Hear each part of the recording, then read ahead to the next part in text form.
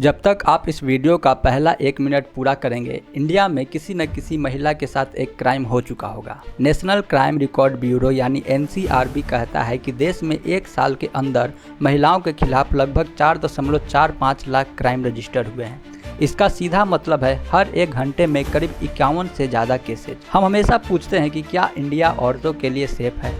हम दूसरे देशों से अपना कंपैरिजन करते हैं। आखिर प्रॉब्लम कहाँ है, सिस्टम में या हमारी सोच में? इस वीडियो के एंड तक आपको एक ऐसी सच्चाई पता चलेगी जो शायद आपने पहले कभी नहीं सोची होगी। सिंपल शब्दों में कहूँ तो पब्लिक स्पेसेस जैसे बस, ट्रेन, सड़क से लेकर अपने खुद के घर के अंदर तक महिलाओं को वायलेंस, हैरासमेंट और डिस्क्रिमिनेशन झेलना पड़ता है। ये सिर्फ रात को अकेले निकलने का डर नहीं है, ये दिन के उजाले में, लोकल ट्रेन में, ऑफिस में और साइबर स्पेस में भी एक डेली स्ट्रगल बन चुका है। हमें लगता है कि महिला सुरक्षा का मतलब सिर्फ फिजिकल सेफ्टी है, लेकिन रियलिटी में ये एक मेंटल प्रेशर भी है। एक डर है जो हर वक्त उनके दिमाग में चलता रहता है।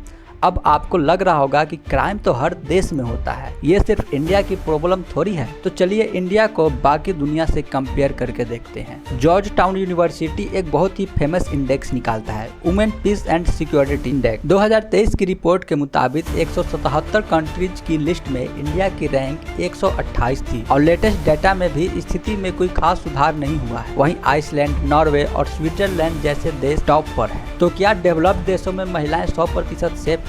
नहीं, बिल्कुल भी नहीं। UN वुमेन की एक रिपोर्ट मानती है कि दुनिया भर में 3 में से 1 महिला ने अपनी लाइफ में कभी न कभी एक वायलेंस फेस किया है। अमेरिका और UK जैसे देशों में भी डोमेस्टिक वायलेंस और असॉल्ट के केस बहुत हाई देखने को मिले हैं। तो फिर इंडिया का केस इतना अलार्मिंग क्यों लगता है? क्योंकि इंडिया में 2 सबसे बड़ी प्रॉब्लम है।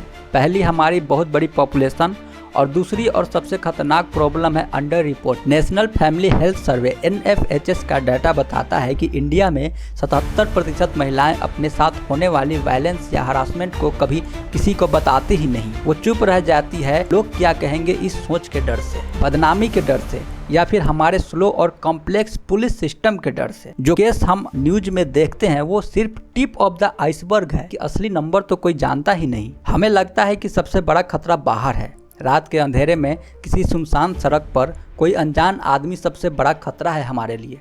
और ये बात सही भी है, लेकिन इससे भी चौंकाने वाली खबर ये है कि NCRB के अनुसार लगभग 90 से 95% रेप केस में एक्यूज विक्टिम का नॉन पर्सन ही होता है। इसमें friends, family members, relative, employer सब शामिल होते हैं। इसका मतलब समझ रहे हैं आप? सबसे बड़ा खतरा किसी अनजान सड़क पर नहीं, बल्कि कई बार हमारे उन सेफ स्पेसेज के आसपास होता है जिन पर हम सबसे ज्यादा ट्रस्ट करते हैं। इस एक फैक्ट ने महिलाओं के लिए सेफ्टी को एक इल्यूजन बना दिया है। और जब क्राइम करने वाला कोई अपना होता है तो फैमिली का प्रेशर भी होता है कि पुलिस के पास मत जाओ, इज्जत खराब होगी, बदनामी होगी। यही वजह है कि सबसे ज्यादा क्राइम घर की 4 दीवारी में दबकर रह जाता है।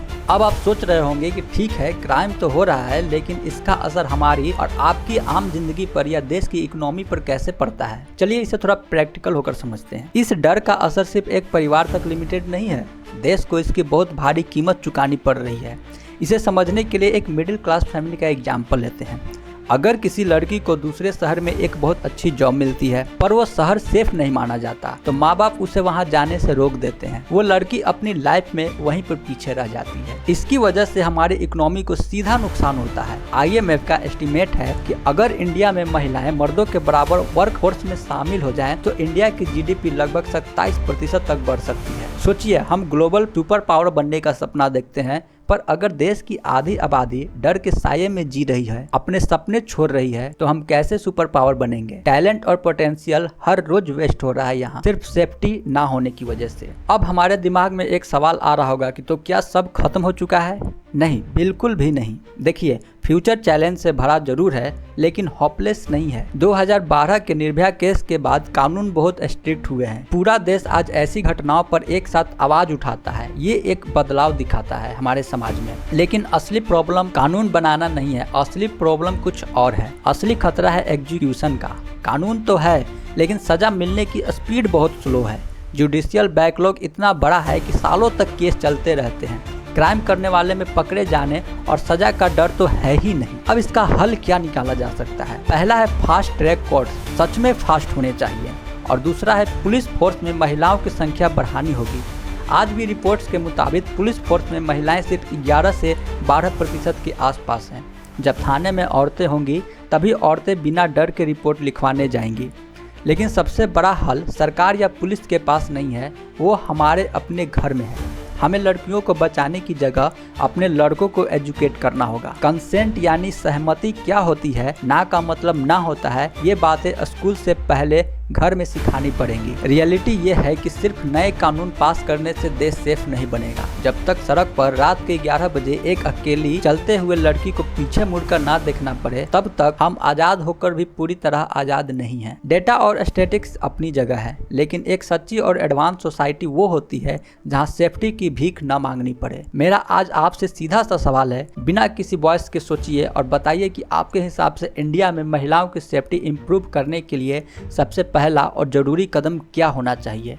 क्या स्ट्रिक्ट कानून, पुलिस रिफॉर्म या हमारी अपनी फैमिली और सोसाइटी का माइंडसेट? मुझे आपका सच्चा ओपिनियन कमेंट में चाहिए। अगर इस वीडियो ने आपको थोड़ा भी सोचने पर मजबूर किया है तो इसे अपने दोस्तों और फैमिली के साथ जरूर शेयर करें। चैनल पर नए हैं तो सब्सक्राइब कर लीजिए। मिलते हैं आपसे अगली वीडियो में, तब तक के लिए स्टे सेफ, स्टे अवेयर। जय हिंद, जय भारत।